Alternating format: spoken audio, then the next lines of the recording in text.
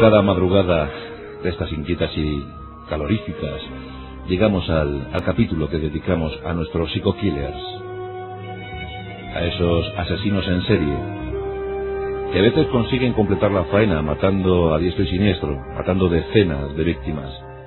En otras ocasiones el camino es interrumpido por alguna circunstancia. Es el caso que nos ocupa esta noche. Es la historia de Harvey Murray Gladman, posiblemente el psico-killer más feo de la historia. Sí, una leyenda terrible, una leyenda oscura, porque es la historia de los distintos. Los psico-killers siempre se consideran distintos, a veces elegidos, otras marginados. Aquí en mi gran despacho, este despacho amaderado, podéis observar fotos de los psico-killers del mundo. Todos tienen algo peculiar, ¿verdad? Algún rasgo peculiar en su morfología. Todos tienen una mirada distinta, extraviada. Una mirada que nos hace pensar y sobre todo dudar sobre la condición humana. ¿Cómo es posible que llegaran a tanto? ¿Cómo es posible que dieran un paso más? ¿Es cierto, como cuentan algunos, que todos llevamos un psico-killer en nuestro interior? Bueno es, por tanto, que les conozcamos. Bueno es que sepamos cómo era su historia vital, su alma ennegrecida por tantos y tantos acontecimientos. El caso de Harvey Murray Gladman no es distinto al de otros. Por eso, esta noche le vamos a recordar.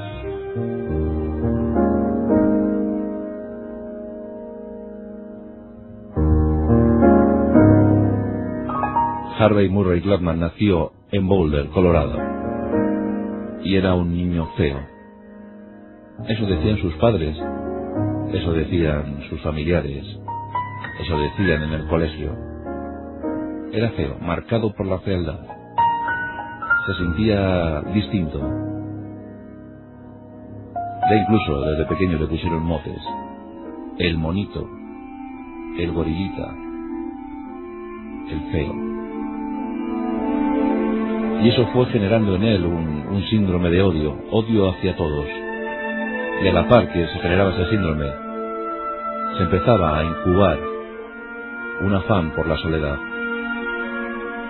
Harvey empezaba a estar solo. Tenía pocos amigos. No se relacionaba fácilmente. Denominador común para todos los psico-killers: siempre la soledad, el aislamiento. ¿Por qué era tan feo Harvey? Bueno, pues cada uno tiene sus cánones sobre la estética, sobre la beldad o la fealdad. El rostro de Harvey no era agraciado, desde luego. Unas orejas descomunales, desplegadas y despegadas de su cráneo, lo que provocó también algún nombrecito como Dumbo. Sí, unas inmensas orejas. Las facciones caídas y muy sobrecargadas en el tramo inferior del rostro. Ojos de pez. Boca inflada en demasía. Los mofletes colgantes. Sí, tenía un aspecto simiesco. Por eso Harvey no era feliz. Por eso Harvey se escondía. Por eso Harvey empezó a gestar su plan de venganza contra la humanidad. No era el fantasma de la ópera, pero se acercaba mucho. Soñaba muchas veces con ponerse una careta y pasar desapercibido ante todos. Y por si fuera poco, las muchachas le rehuían, no querían saber nada de él. Para practicar el sexo tenía que recurrir a él mismo. Y lo practicaba como todo en su vida, en soledad. Harvey se había convertido en un onanista. Pero estaba obsesionado con el género femenino. Tenía que acercarse a ellas. ¿Cómo podría acercarse a ellas? ¿Cómo podría gozar de sus cuerpos? Los primeros acercamientos, las primeras aproximaciones fueron tímidas. Y se centraron en los bolsos, en los adminículos privados, en las agendas de esas compañeras suyas. Él las robaba y las escudriñaba en lo más perdido, en lo más intrincado de su habitación. Ahí comenzaba a coleccionar ese género. Ahí comenzaba a coleccionar esos artículos: agendas, pañuelos, bolígrafos, bolsos. Cuando no tenía suficiente, directamente los robaba. Por el procedimiento del tirón, robaba los bolsos de las chicas. Y con esos bolsos pasaba estupendas noches, donde daba rienda suelta a sus fantasías sexuales. Imaginaba cómo eran las portadoras de esos bolsos. Y disfrutaba enormemente. Era su momento. Eran sus minutos de gloria. Pero Harvey necesitaba algo más. Con 17 años se hizo con una pistola de plástico, una réplica exacta de un revólver, y se convirtió en un depredador. Y salió a buscar víctimas por las calles. Cuando encontraba a una chica aislada, que caminaba sola, la apuntaba, la encañonaba con su revólver de pega y la obligaba a quitarse la ropa. La chica estremecida accedía a las pretensiones de Harvey. Este solo se quedaba en eso, no buscaba nada más, solo contemplar cuerpos en exclusiva, cuerpos que se desnudaban para él. Eso ocurría cuando él tenía tan solo 17 años. Pero empezó a pensar, empezó a discurrir que claro, que aquello solo le entregaba, le otorgaba un par de minutos de goce. Que él quería dejar eso inmortalizado, que quedara para siempre, que esa imagen quedara para siempre. Ahí se inició su afición por la fotografía.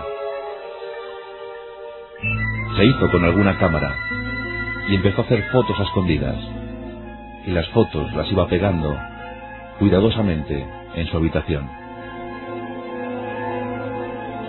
Al poco se trasladó a Nueva York, una ciudad amplia, una ciudad inmensa, con muchísimas posibilidades, para un fotógrafo sobre todo. Miles de caras femeninas para él. Hacía fotos por doquier, hacía fotos en todas las calles. Las muchachas que más le gustaban eran las elegidas. Hacía fotos y las guardaba cuidadosamente. Esas fotos nunca le decían que no. Cuando él pedía algo a esas fotos, las fotos siempre le sonreían. Las fotos siempre accedían a sus pretensiones, a lo que él quería, a lo que él buscaba. Podía realizar sus prácticas onanistas mientras que las fotos le miraban, y eso le hacía disfrutar. Pero necesitaba dinero. Harvey se estaba convirtiendo en un vagabundo, en un muchacho con poco futuro, e inició una serie de robos incluso con agresión. Al final le pillaron. En esa década de los 40, Estados Unidos había salido de la Segunda Guerra Mundial victorioso, pero Harvey no había conseguido ninguna victoria. Todavía no. Harvey había empezado a robar, Harvey había empezado a delinquir, y la policía le pilló. Le pilló y le condenó a 5 años, 5 años recluido en Sing Sing. 5 años. 5 años de su vida. Los pasó, además impasible, imperturbable, acaso ya preparando su nueva venganza contra el mundo. Sí, aquellos 5 años en Sing Sing, aquellos 5 años en la cárcel, serían caros, los haría pagar muy caros. En 1951, nuestro psico-killer feo sale de la cárcel. Era feo por fuera, pero se empezaba a hacer feo por dentro. Su odio era extremo. Se traslada a Los Ángeles y allí se establece montando un taller de reparación de televisiones. Iba a reparar televisores desde entonces, desde el año 1951. La televisión era un negocio floreciente. Todos los norteamericanos medios querían tener su aparato de televisión en casa, y Harvey lo repararía para ellos. Por supuesto que siguió su afición eterna a la fotografía. Seguía haciendo y acumulando fotos. Finalmente, soñó con ser fotógrafo de alguna gran revista de la época. Y empezó a preparar un plan. Empezó a soñar con que era fotógrafo, con que era reportero de una de las grandes revistas. Él, en la cárcel, había descubierto las revistas porno. Las imágenes casi desnudas de aquellas jóvenes. Eso sí que era realmente bueno. Él quería ser fotógrafo de esas jóvenes. Él quería hacerles fotos, solo eso, hacerles fotos. Que posaran para él, dóciles, complacientes, dispuestas a poner su mejor cara, su mejor gesto. A pesar de su fealdad, ellas siempre le sonreían. Con la foto, Harvey ya no era feo. Haciendo fotografías, todas las chicas, todas las modelos le sonreirían. Y así, el 31 de julio de 1957, conoció a Judith Ann. Judith Ann era una espléndida joven. Aspiraba a ser modelo de lujo. Quería ser de las mejores. Y sabía que tenía que pasar por algunas historias. Que tenía que ofrecerse en algunos momentos.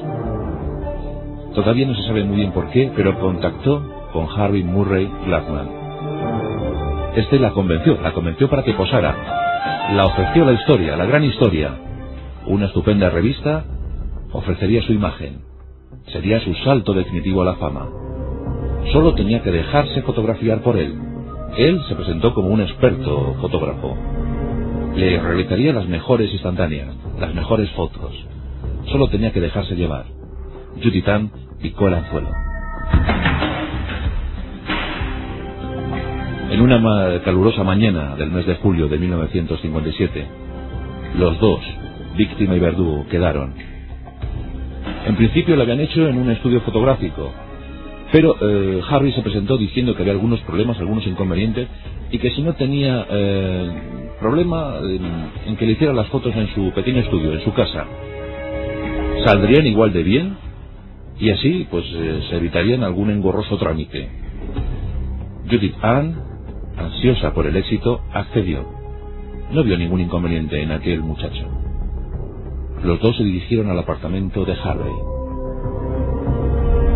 Ella le dijo que cómo tenían que ser las fotos. Él la contestó que hombre, que algo de provocación debían llevar. Que se dejara atar las manos, que se dejara atar los pies, y que con un gesto de provocación, un gesto felino, mirara a la cámara. La chica se dejó hacer. Harvey ató las manos y pies de la joven, la sentó en una silla. La subió un poquito el jersey, la subió un poquito la falda, y le pidió que mirara con provocación a la cámara.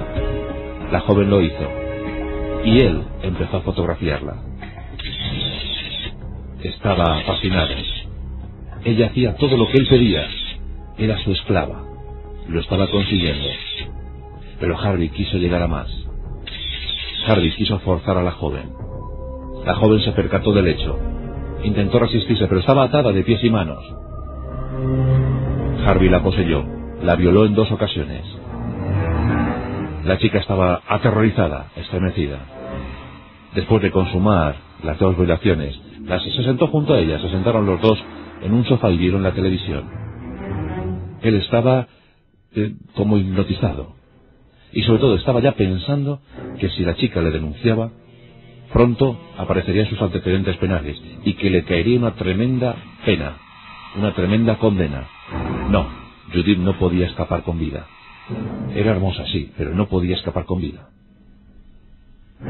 A punta de pistola, en esta ocasión pistola real, la condujo hacia su coche, hacia su automóvil, y los dos partieron rumbo al desierto. Se adentraron 200 kilómetros en aquel desierto interminable. Cuando llegaron al punto más aislado, al punto más solitario, tal y como era Harvey, este paró su coche. Hizo bajar a la joven semidesnuda a las arenas de aquel caliente desierto.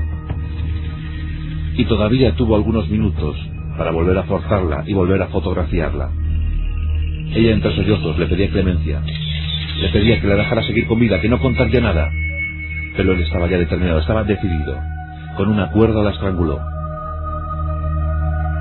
Después de realizar aquel horrible acto, se arrodilló ante el cadáver y llorándola pidió perdón.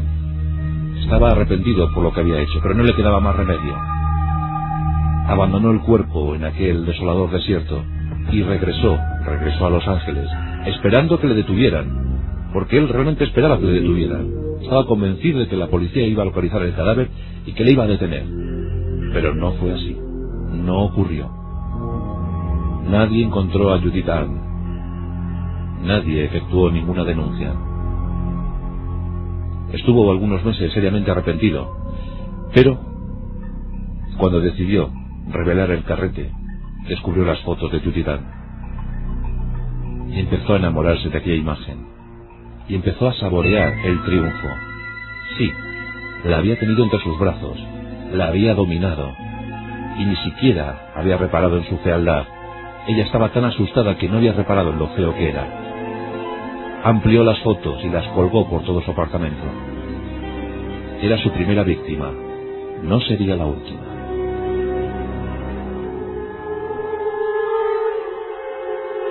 Terminaba el invierno de ese año y empezó a preparar una nueva tragedia. Llegó el año 1958 y el depredador se activó de nuevo. En esta ocasión eligió un nuevo campo de acción, un nuevo campo de batalla. Sería un club de solteros. Allí inscribió su nombre. Bueno, su nombre, un nombre falso. Se hizo llamar George William. George William contactó con una joven de 24 años, de nombre Shirley Ann. Con ella quedó el 8 de marzo de 1958. Quedó con el mismo pretexto. Pues iniciar una relación, contactar, salir juntos. Shirley quedó asombrada por el rostro de Harvey y Harvey la miró con odio. Nuevamente inició el procedimiento, su modus operandi. La encañonó con su pistola, la condujo a su coche y una vez más al desierto. Allí realizó metódicamente los mismos actos, los mismos gestos que había realizado con Judith. La violó, la fotografió y después la estranguló con una cuerda. Esta vez no hubo arrepentimiento. Esta vez había encontrado su verdadera vocación. Ya estaba deseando cumplir con una nueva sentencia, con una nueva ejecución. La obsesión llegó a extremos insospechados. Gladman era un nuevo psico-killer. Ya buscaba a su nueva víctima. Miró en las listas de contactos de los periódicos y ahí se topó con Ruth. Ruth era pues una chica de alterne, una stripper, una bailarina. Ruth Morado. Contactó con ella, quedó con ella, pero Ruth le gustó. De Ruth se enamoró. Pensó, soñó con cambiar su vida, con iniciar una nueva al lado de Ruth. Pero Ruth, como otras, le rechazó. Si no había dinero, no había amor.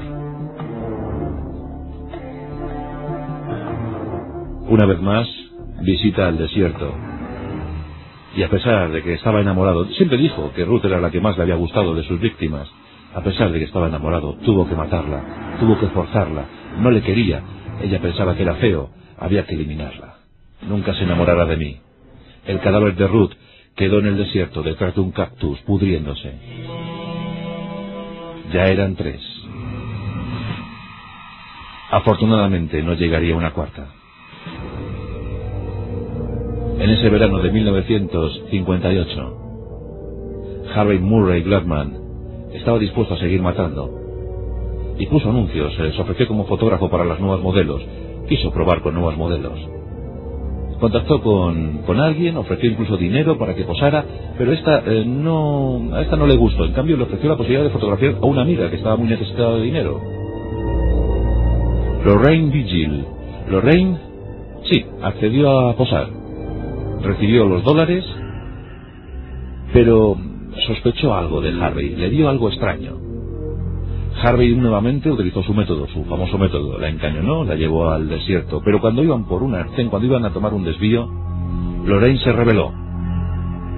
Harvey paró el coche. Harvey encañonó con su pistola a Lorraine. Pero Lorraine fue fría y calculadora. Miró con gesto desafiante a Harvey. Este dudó, y en ese momento de duda, Lorraine se abalanzó sobre él y empezó a forcejear con la pistola. Durante unos segundos, los dos estuvieron directamente peleándose, dándose golpes uno tras otro. Finalmente, Harvey disparó sobre Lorraine. Le dio un tiro en la pierna.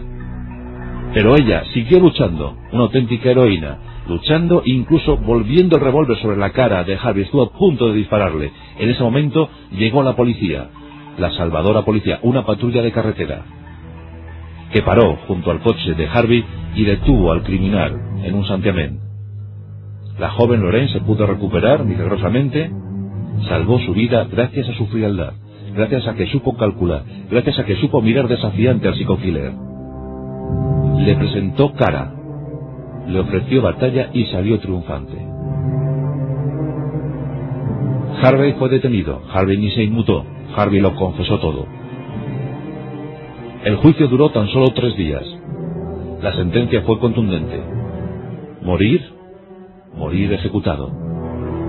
Harvey no quiso apelar. Sus abogados le insistieron. Harvey había demostrado tener un gran coeficiente intelectual. Tenía 130.